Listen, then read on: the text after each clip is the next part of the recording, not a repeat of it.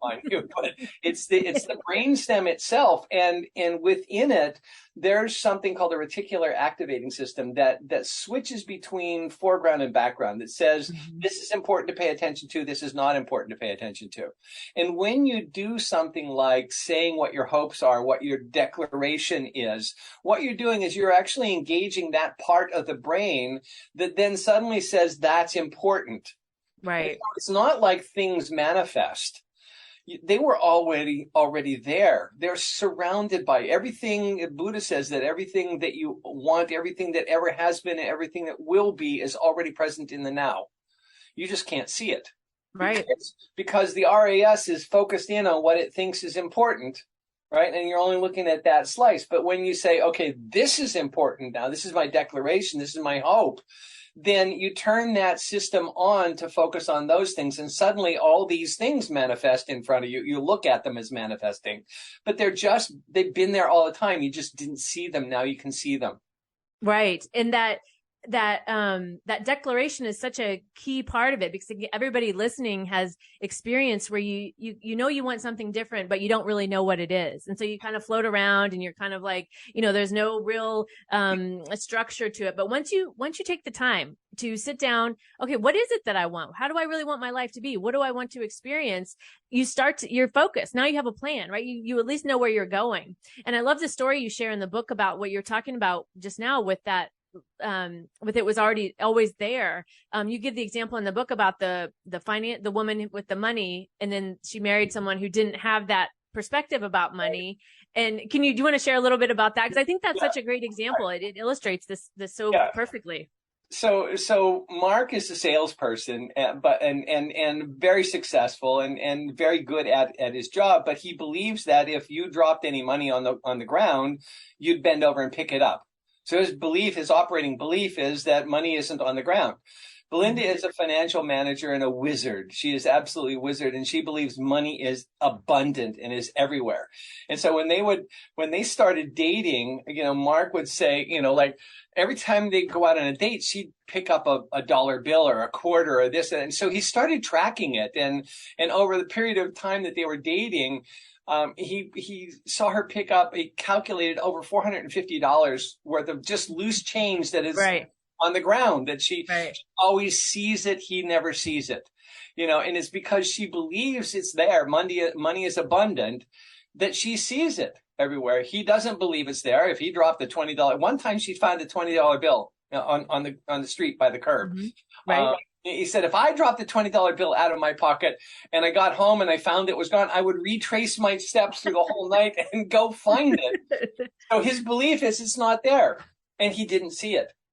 And So what's so interesting is they both could be standing in the same place, and he exactly. wouldn't be able to see it. And that I love that example, because Mhm. sometimes we hear people say everything you need is here, and then it's kind of like, no, it's not. If it was here, I'd have it. And there's a lot of like resistance that comes up to that. But this Exactly. is how that works. This is how that works, is because you're not focused on what it is that you want, so you're not seeing it. Right. Well, Exactly. go ahead, Candice. I was just going to say, this just came up this week. So I manage a sales team of about 25, 30 people. And we just all did our quarterly reviews where we reported out on what we're going to do in the next half of the year. And half of my sales team declared, they said, okay, in the next 6 months, I'm going to deliver $5 million in revenue. And half of the team declared nothing. Guess what's going to happen? I can tell you today that at the end of this year, those who declared will be the top producers on my team, and those who were just refused. I asked, so what is it that, just tell me from what everything tell me. And they're like, I just can't tell you. I already know what that's going to deliver, because Right. they just won't say it out loud. Mm-hmm. Mm-hmm. And there's a power to doing that, to making that declaration that's different from saying what I want. Yeah. And you have to be careful with words, because if you look up the definition of the word want in the dictionary, it means lacking.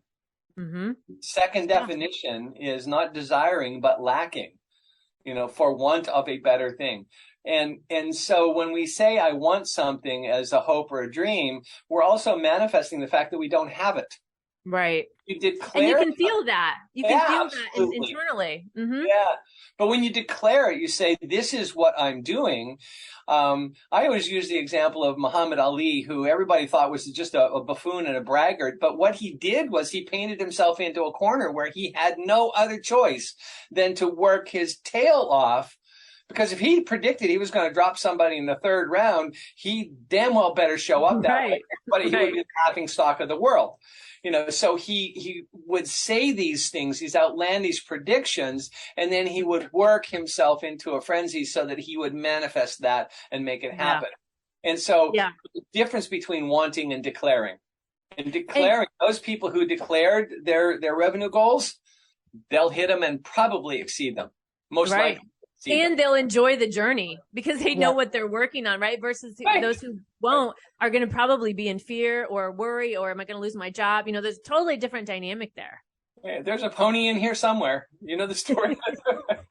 This takes me back to college. So in college, I was in an interviewing class, and it was like a final thesis. What it was to interview someone. And I said, I'm going to interview the governor. Mm-hmm. I had no connection to the governor. I was 20 years old. And my professor was so impressed, and he was just like, well, how are you going to get to the governor? I said, I don't know, but I'm going to interview the governor. And Right. then my professor introduced me to the president of my university, who introduced me to our paid lobbyist, who introduced me to the governor. And guess who I got to interview? The governor. And so by putting it out, by putting it, oh, and then I also got to meet President Obama. Yes. And I introduced him on stage. So that led to that. But the point is, the bigger we declare, the more it becomes real, because it allows everyone around you to support you in collecting evidence to support that declaration. Right. And the universe supports you when you know what you want. Mm-hmm. Right. And this also, what you talked about in your book, you have a section about commitment too. And so in these declarations like this, when you're making this declaration, you're making a commitment to yourself, which is often the one that we drop the easiest, right? We let that fall away. But what I liked you talked about was, you said a commitment changes. I don't know exactly how you worded it. It was like a commitment changes your interaction with the world. Yeah, your relationship with the world around you. Yes. Right.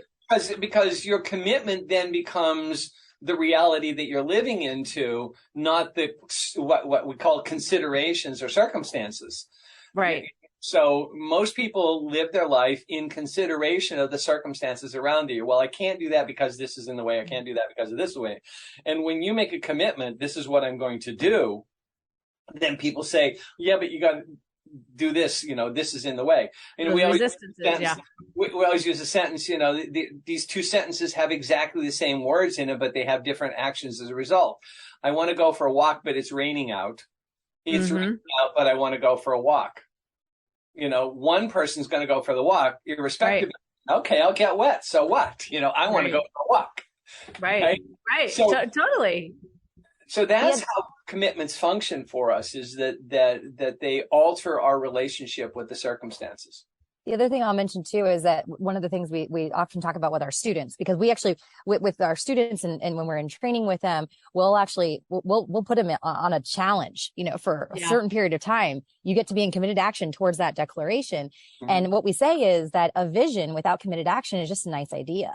Like, you can declare something, but if you're not going to actually do something, if you say, I'm going to meet the love of my life this year, but you never leave your house, then that is never going to happen. The committed action is where the juice is. Right. Absolutely. And keeping that commitment to ourselves, like we said, it goes back to what we talked about at the beginning, when we just make declarations and we start, okay, I want to do this, right? There's that excitement. But then if it gets, when we start to meet the resistances, then we're like, then the commitment fizzles out, and we suddenly want to give up so easily. And I have to check myself on that still to this day. Like, well, what do I really want here? I say I want this, but am I not willing to do the work, or what's the deal? When we change want to declare, and come from, this is what I'm going to do, this is what my declaration is, then we're able to take action, be in committed action around our declaration, because it's something that we're in action, to do. It's not just a nice idea or a nice wish. Right. You talk also in the book about standing in source. probably the most central concept. Yes. Yes. So I wanted to make sure we touch on this. So let's start out. What does source mean to you? For me, the fastest way to understand what I am the source of is to look at what's happening in my world. So as Chris talks about, that circumstances are just, they're not good or bad. They're just neutral, but they are great feedback for me of what I'm sourcing. So if I'm in an environment, if I find myself in a work environment where I'm constantly stressed out, where my boss is awful, I come back to myself and I say, how am I sourcing this? What is it that I'm putting out into the world that is creating this environment around me? So I believe in the core of who I am, that everything that happens in my life, I'm creating. Yes. And that everything is simply a reflection to me. Every human is a perfect mirror. Every circumstance is feedback for what I'm sourcing, and gives me an opportunity to shift what I'm sourcing. Mm-hmm. Yeah. So it's a real powerful stance that says, not like megalomania that I am the originator of everything, but that I know that as the source, I'm source of my interpretations of everything around me. I'm source of all the situations that I have. So if I say I'm a powerful, passionate person, and everything around me is wimpy and not, then that's a nice belief, but I'm actually sourcing what's showing up around me. So I'll know that I'm source of being a powerful human being when what shows up around me is reflection of that power and a reflection of my passion, and things like that. It is what Candace said about, when she went through her transformation, the same transformation program that I went through many years ago. I had the observation that it must have been that everybody took the weekend the same time I did, because I went back to work and everybody had changed. Everybody was so much nicer. Everybody was much more open, more free conversations. It was really beautiful to see everybody. And it took me, I don't know, maybe a week to finally realize, I changed my glasses. I changed the filters that I was looking through. Mm-hmm. And I was sourcing that angst about my boss. I was sourcing the friction with my coworkers. And when I stopped being the source of that stuff and started being the source of loving, communicating, caring about each other, they showed up differently to me. Right. And so, it's so easy to put it on everyone else, right? Oh, he acts that way, she acts that way, right? But and so standing in source, then how would you explain that as you talk about in the book? Well, I'm no longer the victim of my world. Yeah. And one thing that Chris just said earlier, and we've been talking about this, is that power of declaration. So you mentioned earlier, Sloan, I wanted to be in a relationship, and now I have a boyfriend, and now we're talking marriage, right? And so that's like what I want. One of the things that Chris and I talk about is often, who am I? Because it starts with who I am. Right. And so as an example, before I went through transformation, I had a problem with lying. I like told white lies, and it goes back to childhood. There's a reason for it, all the things, but I used to make up stories, and I told white lies. And when I went through this training, I was told my experience of you is dishonest. And so I decided in that moment, I am an honest woman. I'm an honest woman. And I would tell people all the time, I'm an honest, open, loving leader and mother. And since that day, it's been my lighthouse. I have stood as source for honesty for 4 years.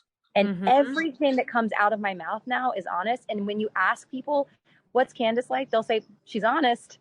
For better or worse, she's honest. And so that's what I mean by standing as source, that we actually have the power to shift our environment. So, and I think of source as just the opposite of victim. Yeah. When we almost live in a victim society that honors the victimhood of people. And to be sure, there are people who have been victimized. Absolutely. And my heart goes out to them, and I work with them, and I do my best to console and counsel and things like that. But the shift that we're talking about here is the shift from I am at the mercy of the society and the environment and the culture that I live in, to I am the source of what happens around me. If I want a beautiful, loving community, if I want a community of people who are givers, then I become the source of that. And I